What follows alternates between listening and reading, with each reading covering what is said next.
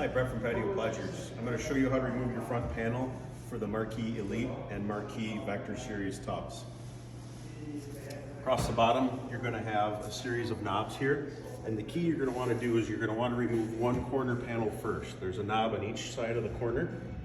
You want to remove both of those. Grab the bottom on one side, pull out. The other side will come right off. There is a light on the back side. Disconnect your light. It pulls straight out. Set your corner off to the side. Then you can come to the other side, remove the knob, then remove the two center knobs.